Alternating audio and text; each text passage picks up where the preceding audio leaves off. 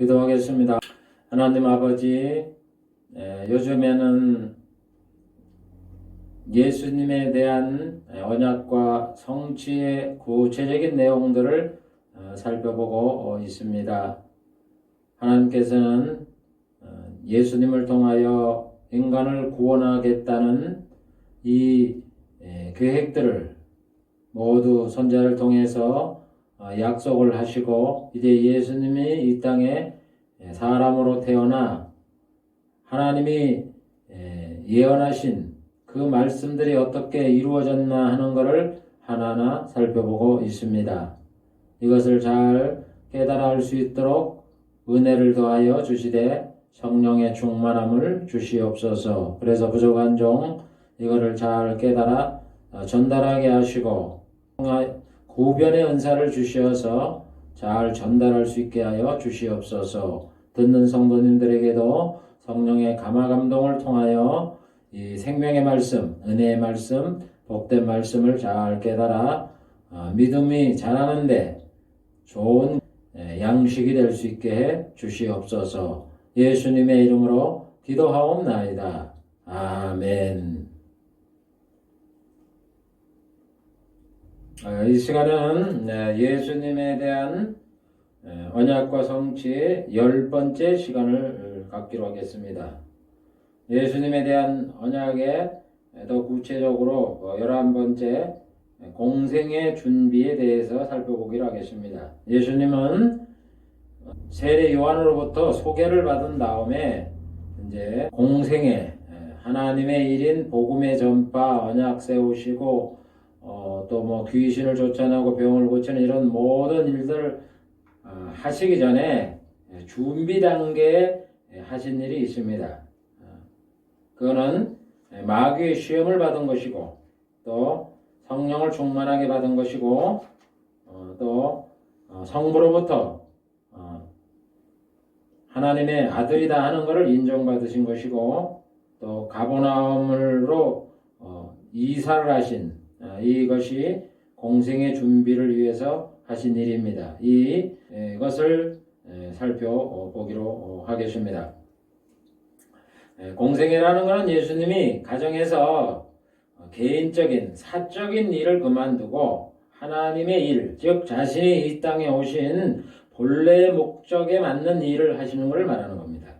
전도하시고 언약을 세우시고 복음을 전파하시고 가르치시고 병을 고치시고 귀신을 쫓아내시고 그 다음에 이적을 행하시고 하는 이런 기간들을 말하는 겁니다.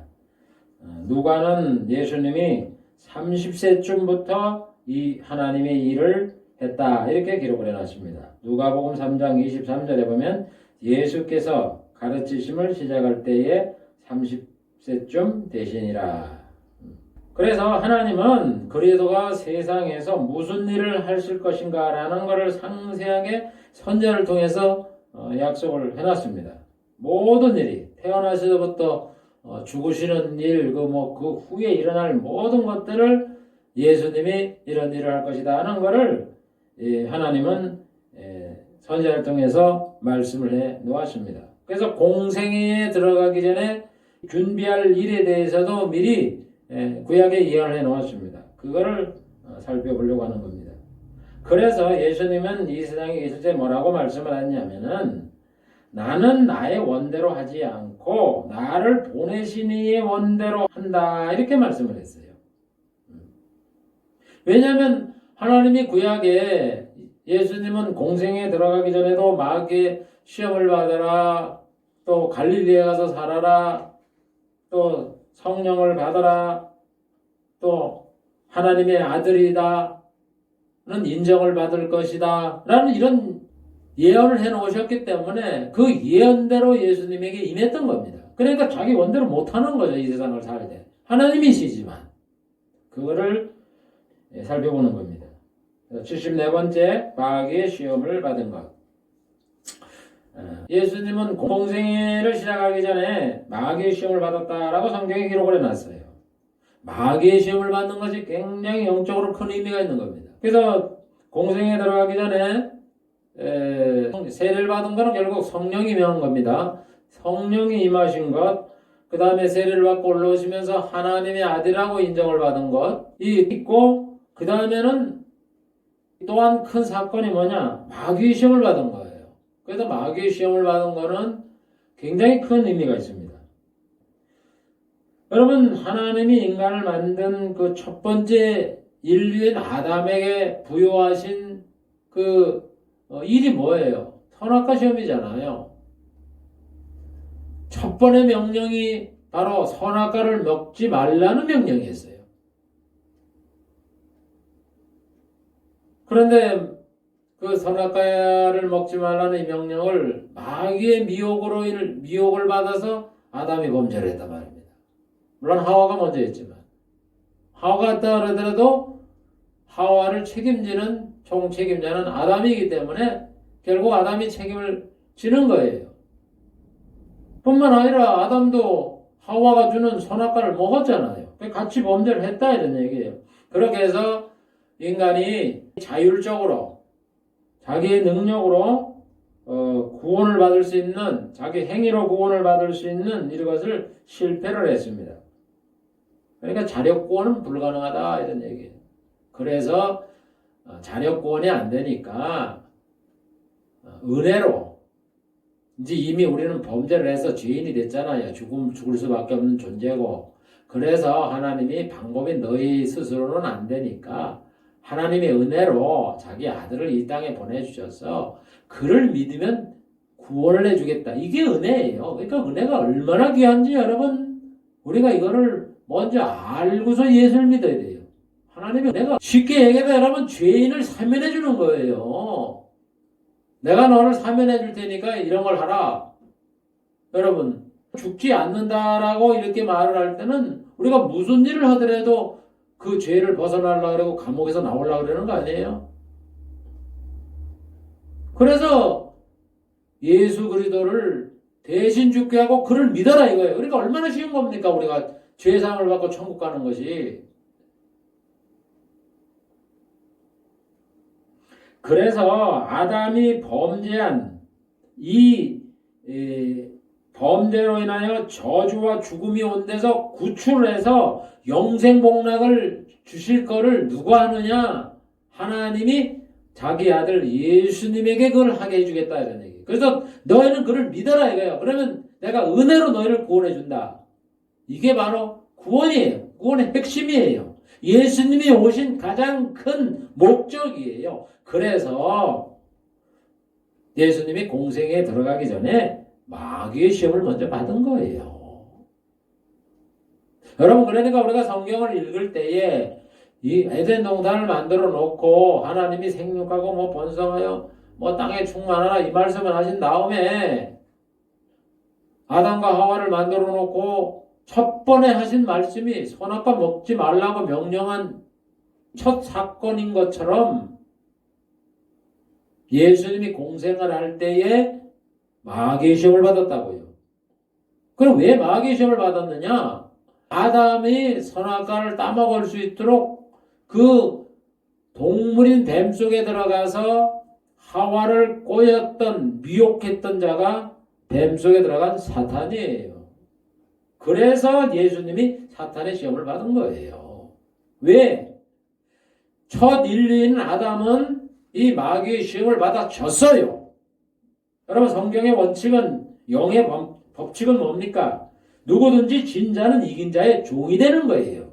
베드로후서 2장 19절의 말씀처럼. 그러니까는 아담이 사탄과 마귀와 영적으로 그걸 먹어야 된다 말아야 된다 하는 거를 그 시합에서 졌잖아요.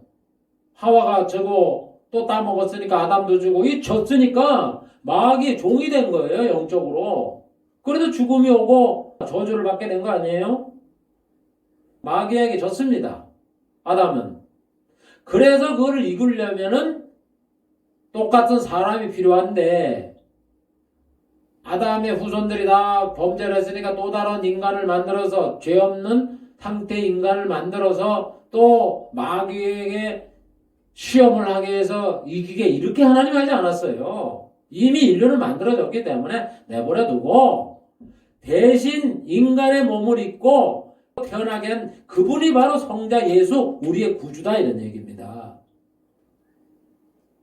그래서 이제 두 번째 아담으로 오신 예수님이 마귀하고 시험을 하는 거예요. 아담한테는 뭐 선악과를 먹으면 뭐 지혜롭게 된다, 충명, 뭐 이래가면서 하와를 꼬셨지만 그거 가지고 안 되니까 이제 마귀가 이제 예수님에게 세 가지를 던져주잖아요.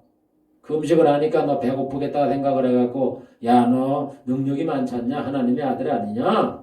그러니까 돌 가지고 떡을 만들어 먹어라, 이런 얘기예요.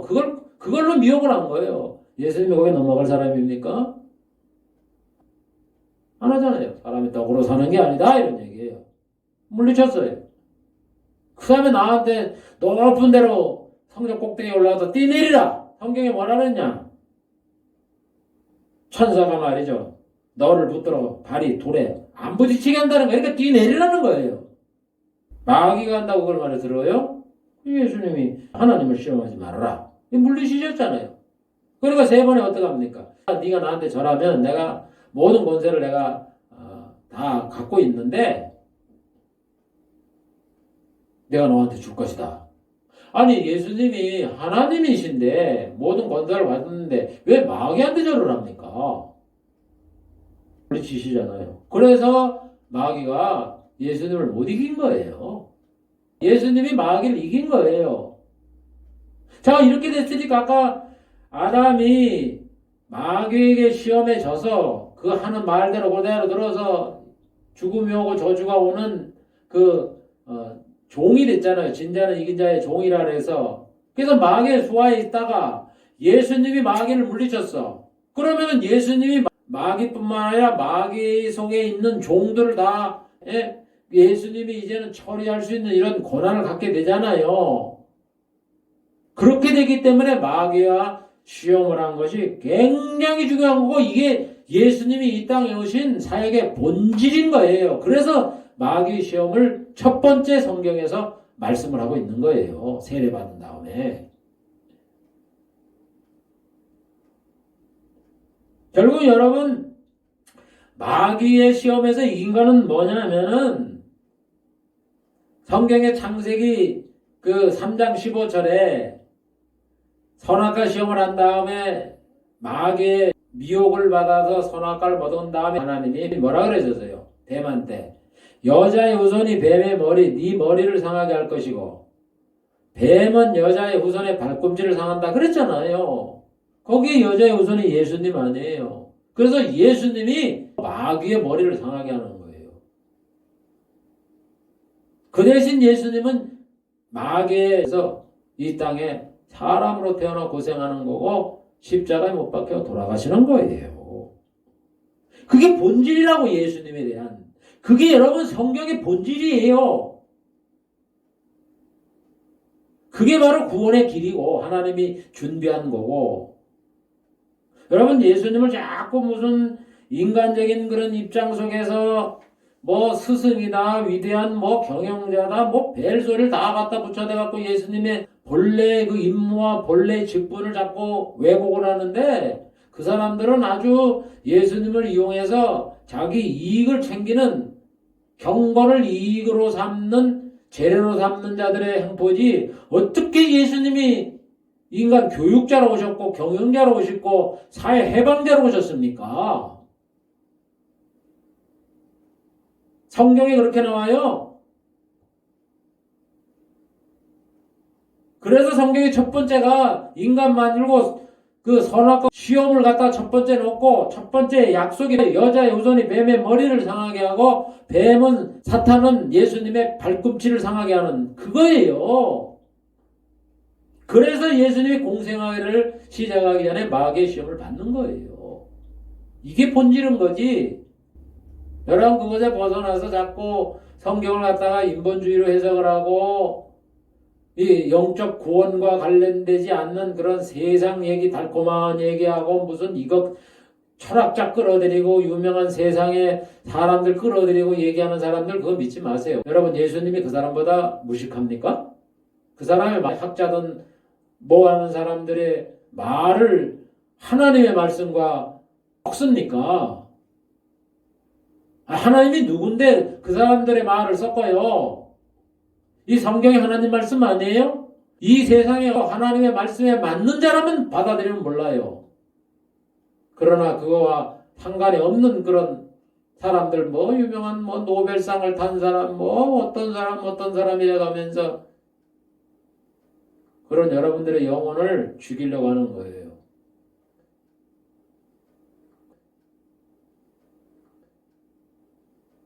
이번 정권 들어서고 나서 그런 사람들이 얼마나 많냐는 것을 드러냈잖아요. 여러분들 분별해서 정말 예수 믿고 천국 가고 구원받고 싶으면 그런 사람들, 그런 교회에서 나오세요. 몰아내든가 그 사람들을. 여러분, 예수님이 이 땅에 오셔서 마귀의 시험을 받은 게 얼마나, 아니 우리가 왜 이 세상에서 저주받고 고생을 하고 결국 죽어서 한 줌의 죄로 돌아갑니까? 마귀 때문에 그러는 거예요, 마귀. 그래서 너희의 싸움은 혈과 육이 아니고 하늘에 있는 악령이다 그러잖아요. 악령, 눈에 안 보이는 마귀.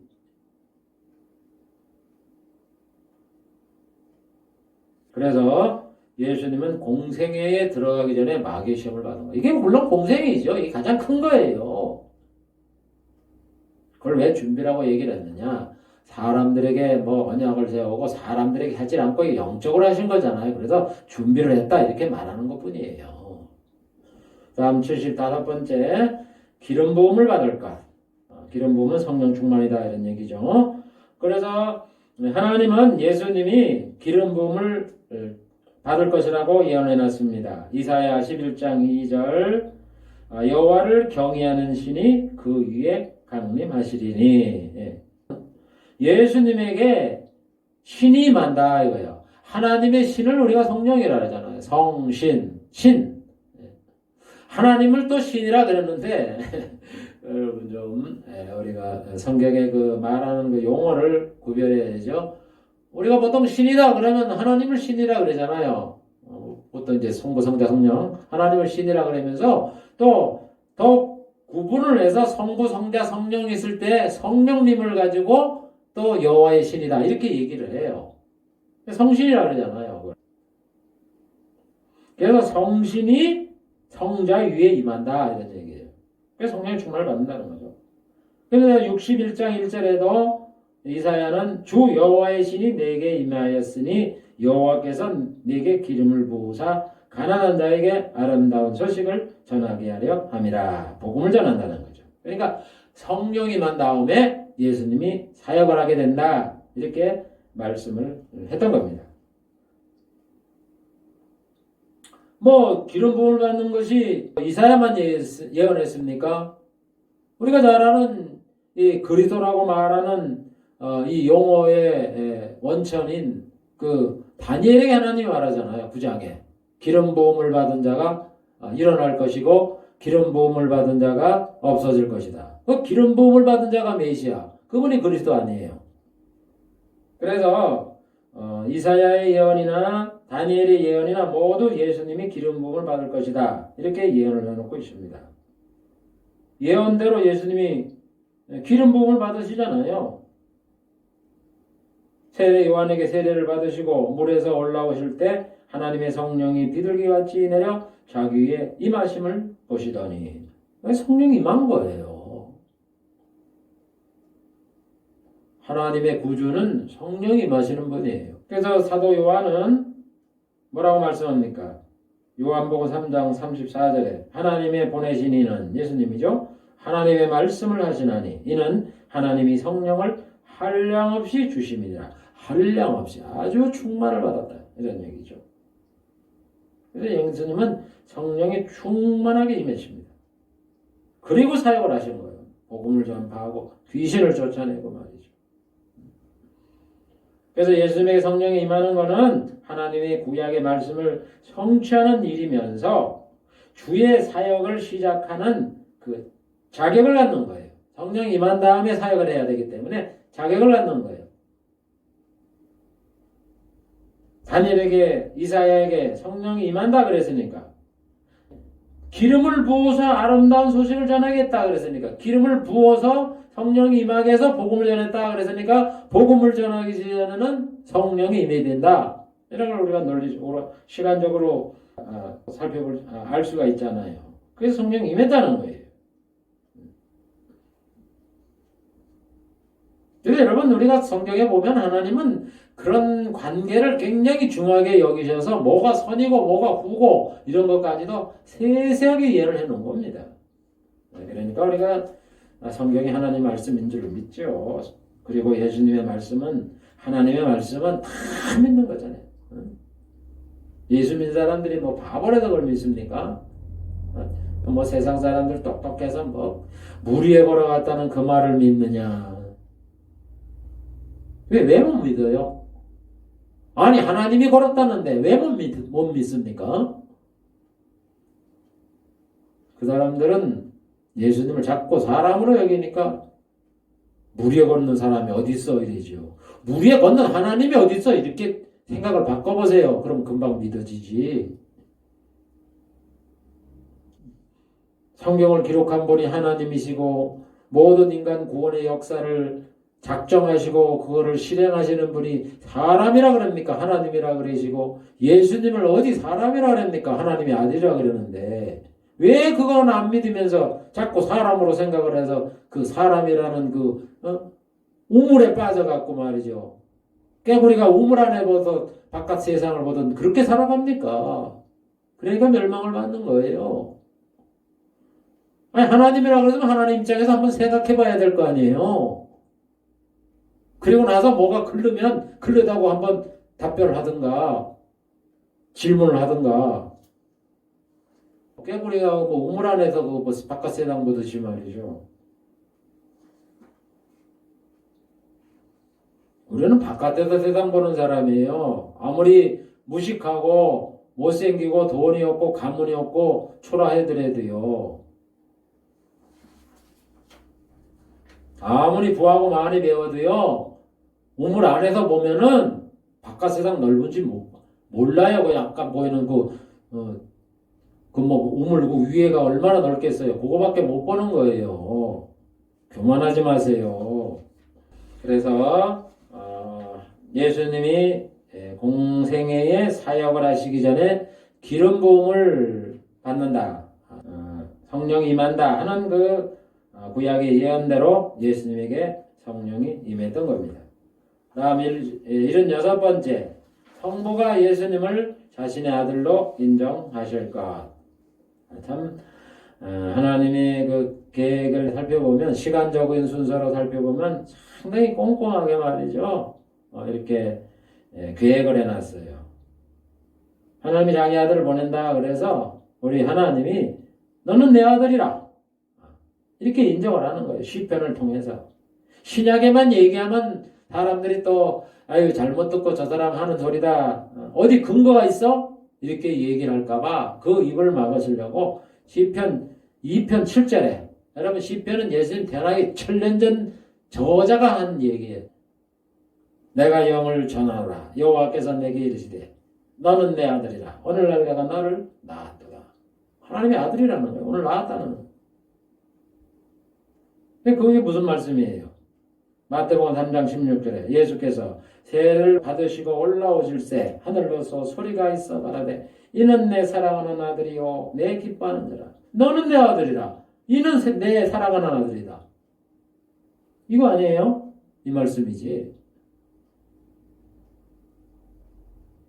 그래서 예수님이 세례를 받을 때 하늘에서 이 음성이 와서 예수님이 바로 하나님의 아들인 이 증거를 성취를 하심으로 증거를 보여준 거예요. 내가 사랑하는 아들이라고. 여러분 예수님이 세례를 받고 올라오실 때 예수님 혼자 거기서 세례 받았습니까?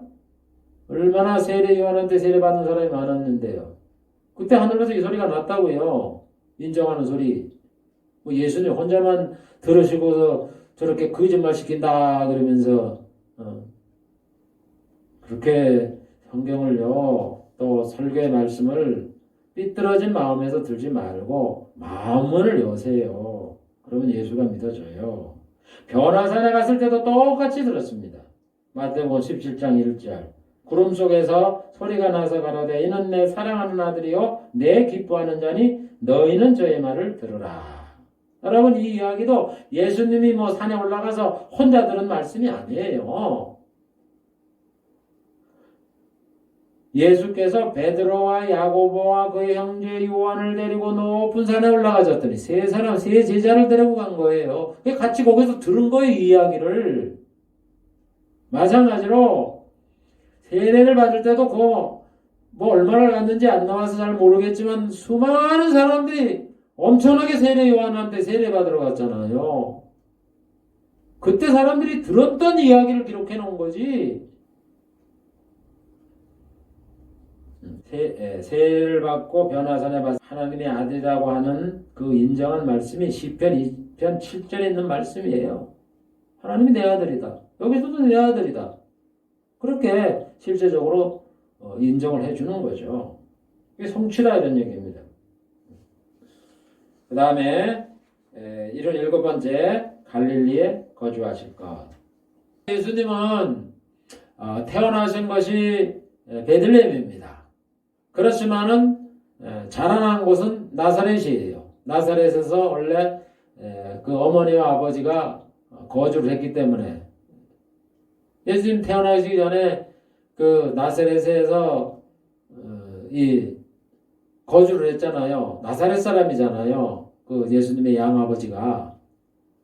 그래서 나사렛에 있다가 성령이 잉태를 알림으로 인해서 마리아를 데려오라 그래서 같이 나사렛에서 사시고, 그리고 사시다가 그 황제가 명을 내려서 인구조사를 하라, 자기 본적에 가서 인구조사를 해라, 신고를 하라. 그래서 베들레헴에 가서 아기를 놓은 거 아니에요. 그러니까 태어난 곳은 저 베들레헴이죠. 베들레헴의 상관은 아니란 말입니다.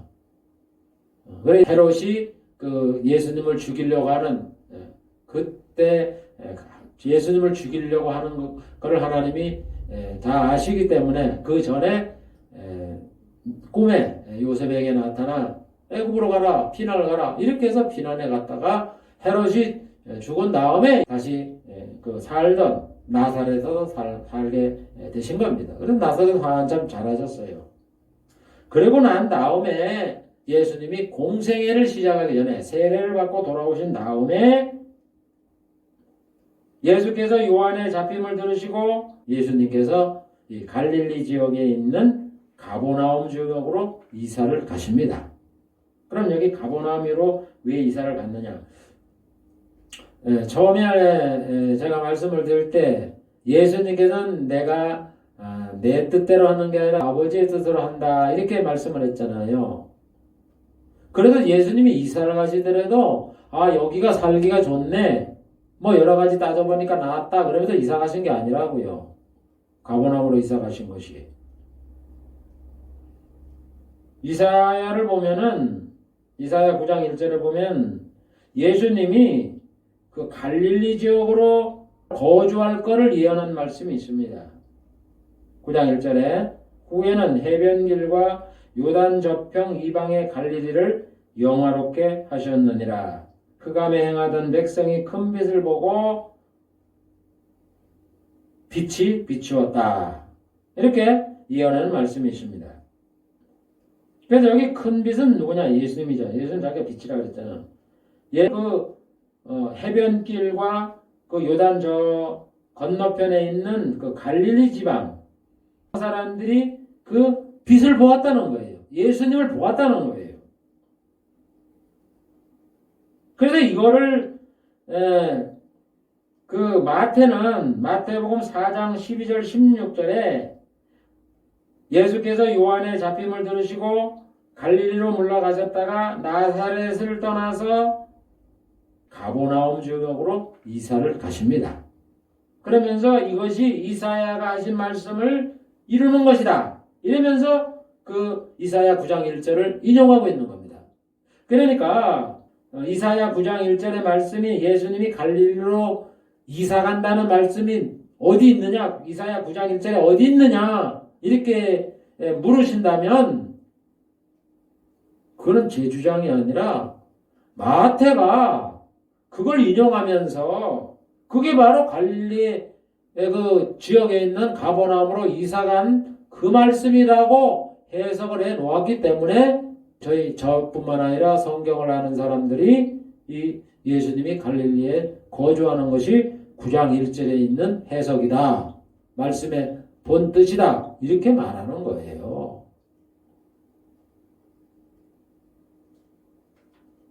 그래서 이사야 9장 1절의 말씀은 예수님이 나사렛을 떠나 가버나움으로 이사를 가시는 거예요.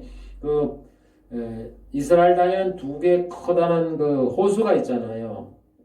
하나는 북쪽에는 갈릴리 호수고 남쪽에는 사해 바다, 그 물에 둥둥 뜨는 소금으로 가득 찬 이게 두 개잖아요. 그래서 그 북쪽에 있는 이 갈릴리는 굉장히 넓다 그래요. 고기도 많고 수량도 풍부한 여기를 이 사람들은 해변이라고 성경에 기록을 해놨어요.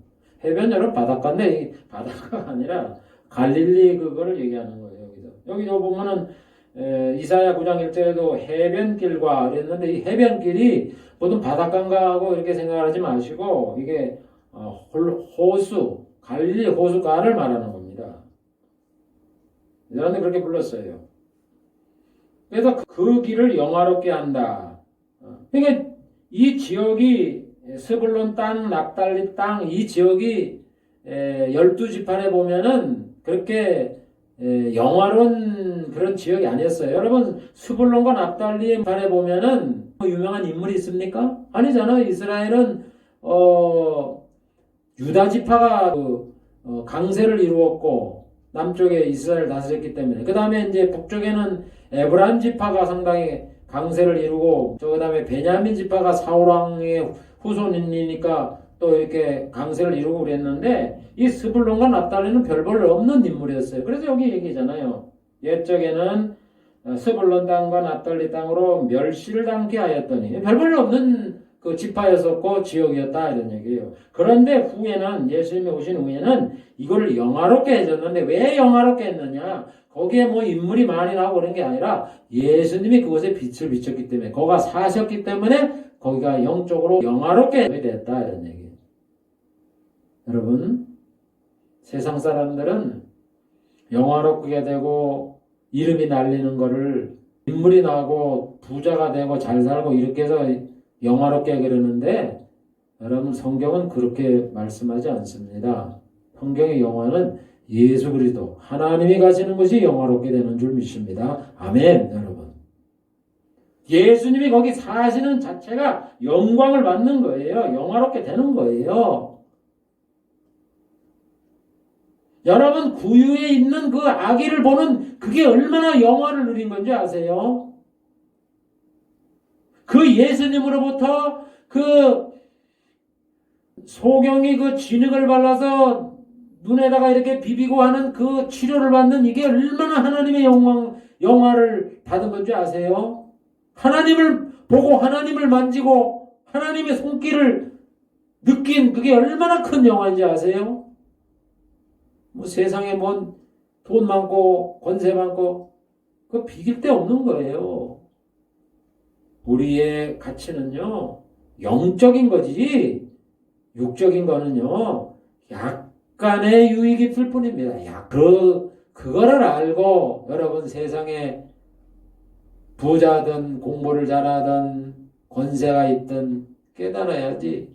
이런 세상이 거꾸로 돼서 옛날에는 그래도 교회마다 그런 사람들이 교회 와서 큰 소리 안 쳤는데 이제는 완전히 물질주의가 돼버려서 교회도 다 그런 사람들이 권세를 부리고 목소리를 크게 내고 좌지우지하고 그게 세속이고 그게 타락입니다.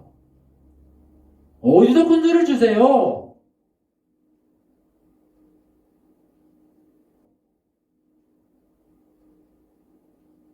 교회도 총회장이면 그냥 껍벅 주고 자기 종이야. 교회들이 그런 배알머리가 없고 줏대가 없는 사람들 그런 사람들이 총에 가득 차서 그 총회장 그 말 같지도 않는 한마디 그냥 주르르 따라가긴 하고 눈도장이나 찍으려고 하고.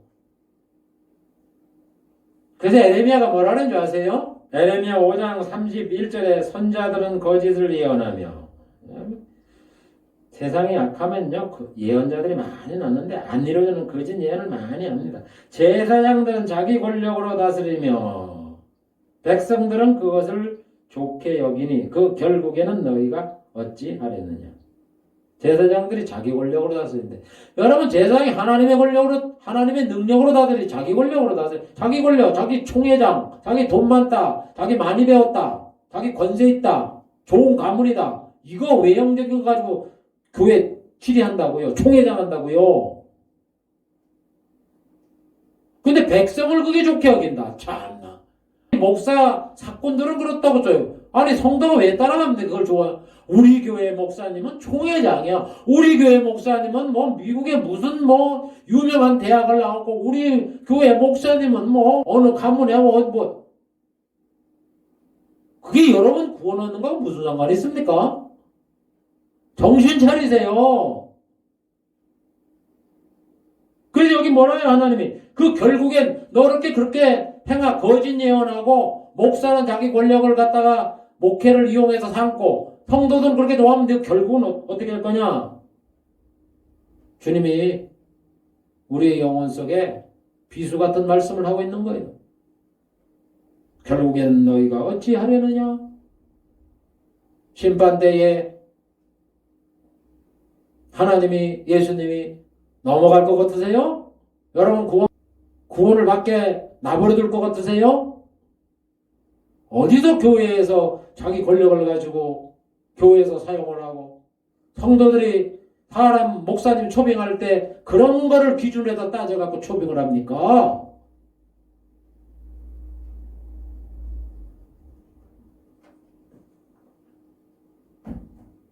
우리의 기준은 성경이에요. 영적 권인 거지. 하나님 말씀이 얼마나 귀하고 내가 한 이 말이 너희를 심판하리라. 예수님의 말씀에 귀를 기울이세요. 세상 말, 성경에 어긋나는 말 기울이지 말고 성경을 읽으세요. 성경을 읽으면 성령이 깨닫게 해요. 분별을 하게 하여, 이 말씀 내가 들었는데 누구 목사와 성도 이 말은 아니네, 틀렸네, 주님은 이렇게 말씀하셨는데, 그걸 분별할 수 있는 능력이 생긴다고요. 왜 그 사람들 말을 쫓아가서 하나님 앞에 책망받거나 심판을 받거나 지옥을 갑니까? 그 어리석은 짓 하지 마세요. 우리의 신앙의 기준은 성경입니다. 예수님의 말씀이에요. 하나님의 말씀이에요. 그 누구든. 여러분, 저도 몰라서 잘못하고 있는 거 얘기를 하세요. 저는 그럼 그 말씀 앞에 겸손하게 복종을 합니다. 제가 몰라서 얘기하는 것 뿐이지 제 말이 다 성경 말씀과 하나님 말씀과 일치하지 않는다고요. 제가 그럼 왜 그럼 설교를 하느냐, 이 강의를 하느냐, 그게 하나님의 성경에 나타난 뜻이 아닌가라고 여러분에게 도움을 주고자 이 말씀을 하는 것 뿐이에요. 자, 지금 제가 이 말씀을 드리는 거는 성경의 말씀이 우리 신앙의 표준이 되어야 된다. 캐논, 잣대가 되어야 된다. 이 말씀을 드리는 거예요. 이게 칼빈주의의 가장 중요한 건데, 이게 이제 지금 이 포스트 모더니즘 이 시대가 돼서 이 기준이 없어졌어요, 교회에. 말씀을 맺겠습니다. 우리 예수님이 공생애에 들어가기 전에 하나님께서는 이런 일을 할 것이다라고 선자에게 예언을 해놨는데, 그렇지만 우리가 이게 공생애에 들어갈 때 생기는 일이다라는 걸 구약을 보고는 몰라요. 단지 우리가 이 공생애 준비해야 될 일이라는 걸 어떻게 아느냐, 성경의 사도들이 그걸 그렇게 기록을 해놨기 때문에 이건 공생애 전에 들어가시기 전에 예수님이 준비한 거를 하나님이 예언해놨구나 하고 이렇게 아는 거 거꾸로 추정하는 거죠. 그래서 그게 마귀의 시험을 받은 거다, 기름 부음을 받은 거다, 성부가 자기 아들이라고 인정을 하신 것이다. 그 다음에 예수님이 나사렛을 떠나 가버나움으로 거주한 것이다 하는 것을 우리가 살펴보았습니다. 마귀 시험을 받은 것은 바로 아담이 선악과 시험에서 실패를 해서 사람의 모습을 입고 오신 예수님이 다시 한번 마귀의 시험을 받아서 승리를 함으로 진자는 이긴 자의 종이 되기 때문에 이제는 마귀 심판을 받고 지옥을 하도 할 말이 없어요. 예수님이 심판했다 그러잖아요. 그러면서 마귀만 심판한 게 아니라 아담의 그 선악과 시험에 실패를 함으로 마귀의 종된 자들을 이제는 예수님이 다 포로를 잡았으니까 마귀도 포로고 마귀 밑에 종사하는 사람도 포로란 말입니다. 이제 예수님이 자기 포로를 잡아서 이제 너희들 중에 나를 믿는 자는 내가 천국 보낼게. 이렇게 해서 우리가 예수 믿는 거예요. 우리는 예수 믿기 전에 마귀 종 안 했었어요? 마귀 자녀 안 했었습니까? 그 귀한 사역이 바로 마귀의 시험을 받은 거다 하는 것을 우리는 살펴봤습니다. 여하치요 성경을 보면은 참 하나님이 이 우리의 구원 계획에 예수님은 예수님에 대한 것, 구원은 구원에 대한 것, 환난이면 환난에 가자 이런 거 하나 세세하게 우리에게 이런 일이 생긴다 하고 예언을 해놨어요. 그것이 이루어졌다고 사도가 예수님 그 구약의 예언한 말씀을 인용하면서 설명을 해주는 거예요. 그래서 우리가 이 예언이 그 사건에 대한 예언이고 이게 성취가 됐구나 하는 것을 믿어서 하나님을 믿는 거고 예수를 믿는 거고 우리가 구원을 받게 된다는 걸 믿고 하나님의 심판을 믿고 천국과 지옥을 믿게 되는 거예요. 그 믿음을 주기 위해서 하나님이 이렇게 교육을 하시는 겁니다. 그게 언약과 성취예요. 그러므로 여러분 우리의 이 구원의 이 진리 이거는 정말 믿을 수 있는 확실한 것이라는 이 신앙을 갖고 우리가 믿음을 끝까지 지키는 그런 승리하는 그런 성도가 되시기를 주의 이름으로 축원을 드립니다. 기도하겠습니다. 하나님 아버지 이 시간에는 예수님이 공생에 들어가기 전에 하나님이 예언했던 그런 내용들이 어떻게 성취되었는가 하는 것을 살펴보았습니다.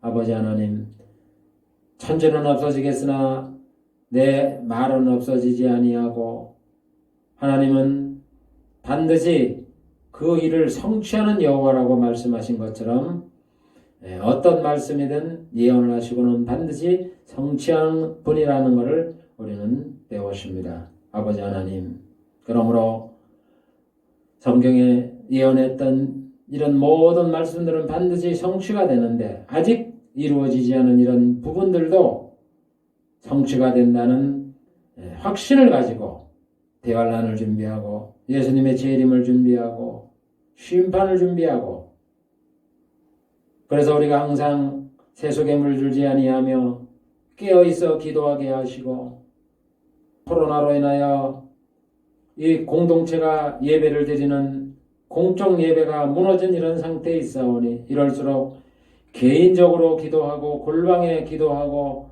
성경의 말씀을 보고 개인적으로 신앙생활을 하는데 더 힘을 쓰는 그런 저희가 될 수 있도록 은혜를 더하여 주시옵소서.